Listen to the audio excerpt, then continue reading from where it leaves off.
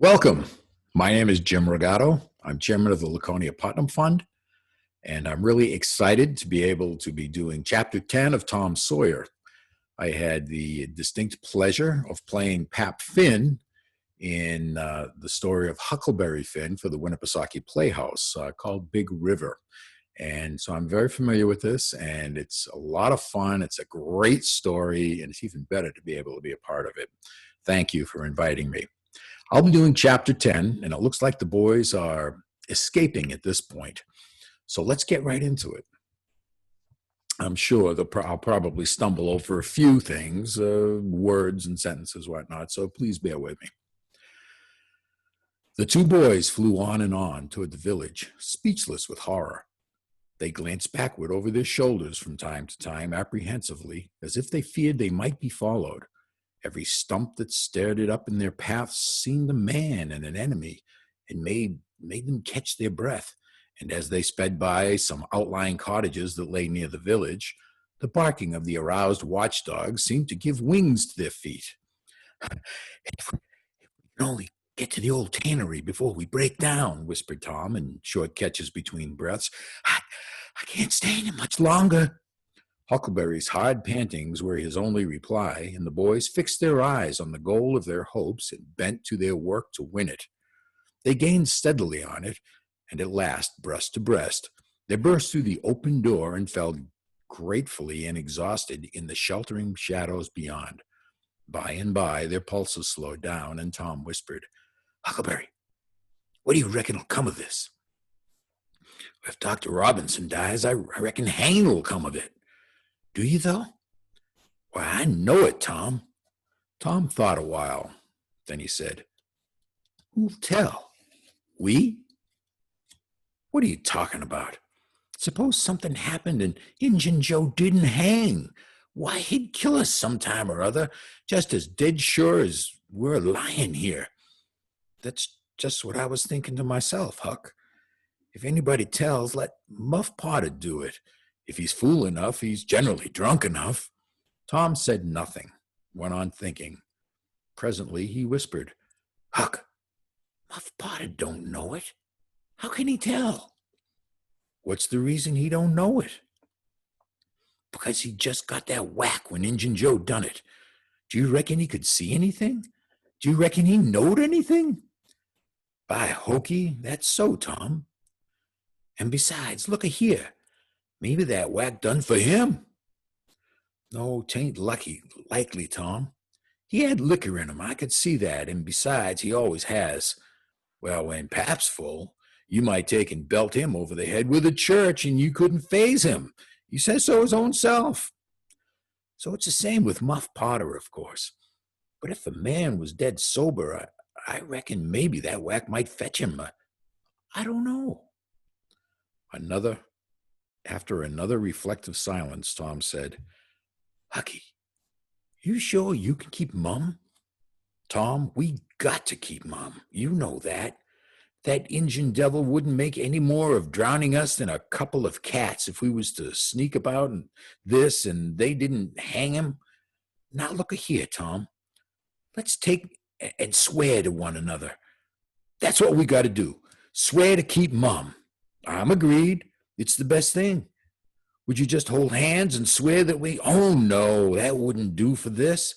That's good enough for little rubbishy common things, especially with gals, because they always go back on you and blab if they get in a huff. But they ought to be writing about a big thing like this. And blood. Tom's whole being applauded this idea. It was deep and dark and awful. The hour and circumstances, the surroundings, were all in keeping with it. He picked up a clean pine shingle that lay in the moonlight. He took a little fragment of red keel out of his pocket. He got the moon on his work and painfully scrawled these lines, emphasizing each slow downstroke by clamping his tongue between his teeth and letting up the pressure on the upstrokes. Huck Finn, Tom Sawyer swears they'll keep mum about this, and they wish that they may drop down dead in their tracks if they ever tell and rot. Huckleberry was full of admiration of Tom's facility in writing and the sublimity of his language. He at once took a pin from his lapel and was going to prick his flesh, but Tom said, "Hold on! Don't do that! A pin's brass. It might give you verdigris on it." "What's verdigris?" "It's poison, that's what it is. You just swallow some of it once, you'll see." So Tom unwound the thread from one of his needles, and each boy pricked the ball of his thumb and squeezed out a drop of blood. In time, after many squeezes, Tom managed to sign his initials using the ball of his little finger for a pen. Then he showed Huckleberry how to make an H and an F, and the oath was complete. They buried the shingle close to the wall with some dismal ceremonies and incantations, and the fetters that bound their tongues were considered to be locked and the key thrown away. A figure crept stealthily through a break in the other end of the ruined building now, but they did not notice it. "Tom," whispered Huckleberry, "does this keep us from ever telling? Always?" "Of course it does. It don't make any difference what happens. We got to keep Mom. We'd drop down dead. Don't you know that?" "Yes, I reckon that's so." They continued to whisper for some little time. Presently, a dog set up a long, lugubrious howl just outside, within 10 feet of them. The boys clasped each other suddenly in an agony of fright. "Which of us does he mean?" gasped Huckleberry. "I don't know. Peek through the crack. Quick! No, you, Tom. I can't do it, Huck. Please, Tom. That's his again."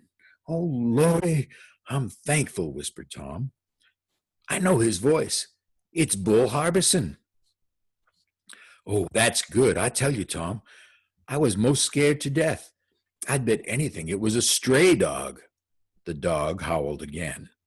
The boys' hearts sank once more. "Oh, my, that ain't no Bull Harbison," whispered Huckleberry. "Do, Tom." Tom, quaking with fear, yielded and put his eye to the crack.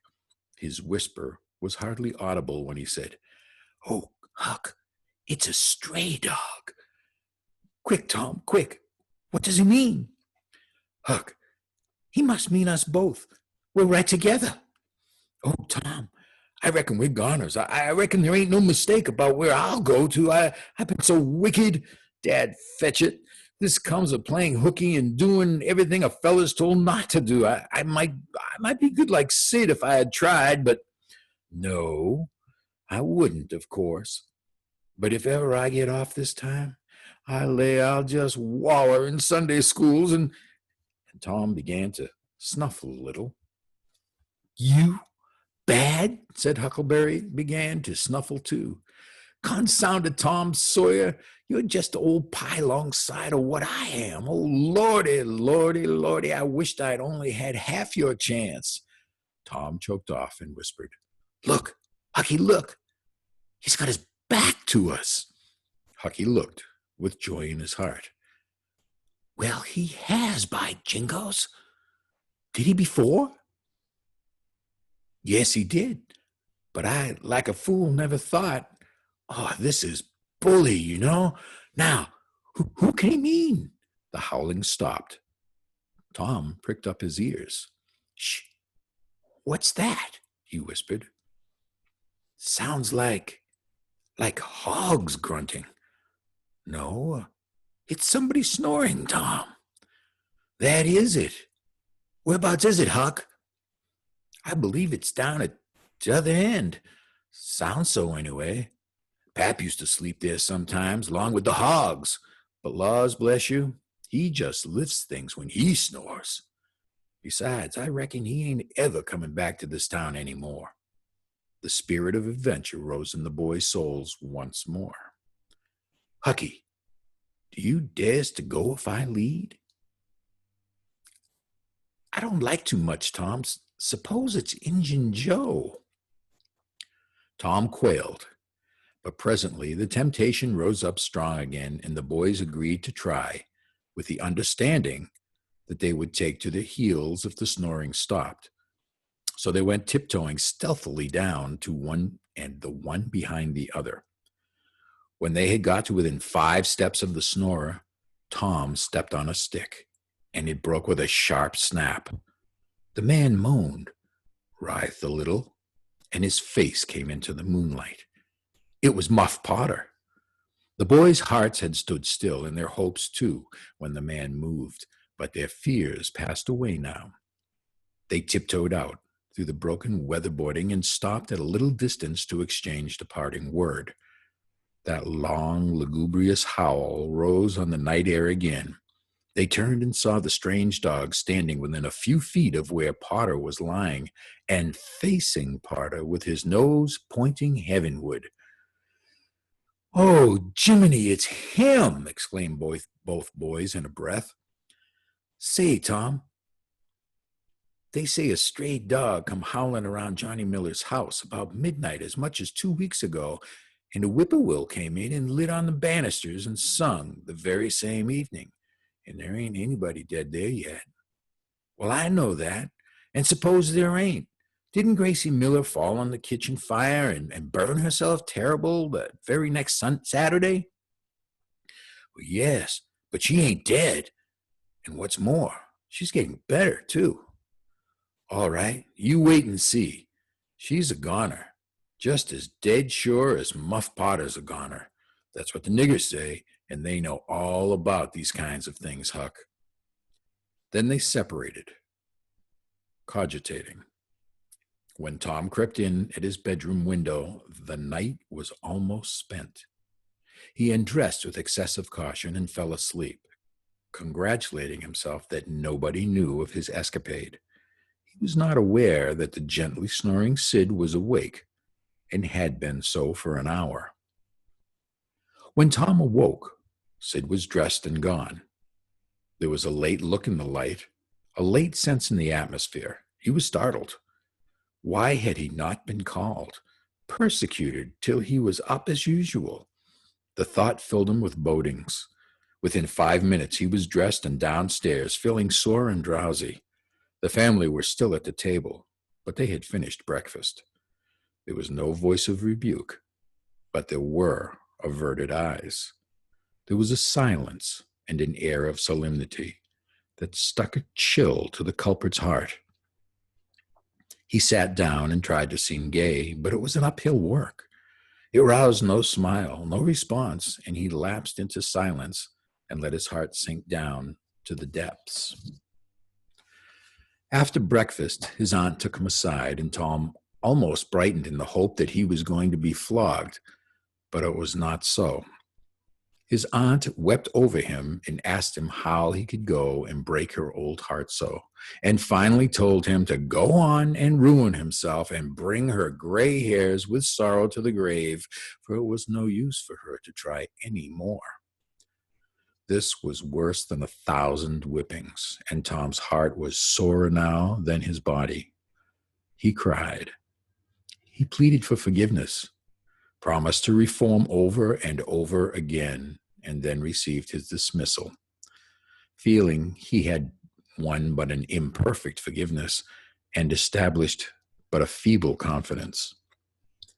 He left the presence too miserable to even feel revengeful towards Sid, and so the latter's prompt retreat through the back gate was unnecessary. He moped to school gloomily and sad, and took his flogging along with Joe Harper for playing hooky the day before, with the air of one whose heart was busy with heavier woes and wholly dead to trifles.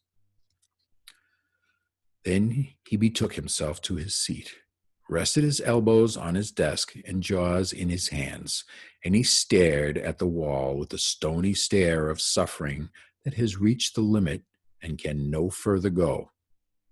His elbow was pressing against some hard substance. After a long time, he slowly and sadly changed his position and took up this object with a sigh. It was in paper. He unrolled it. A long, lingering, colossal sigh followed, and his heart broke. It was his brass andiron knob. This final feather broke the camel's back. Thank you for listening, and I hope you enjoyed this.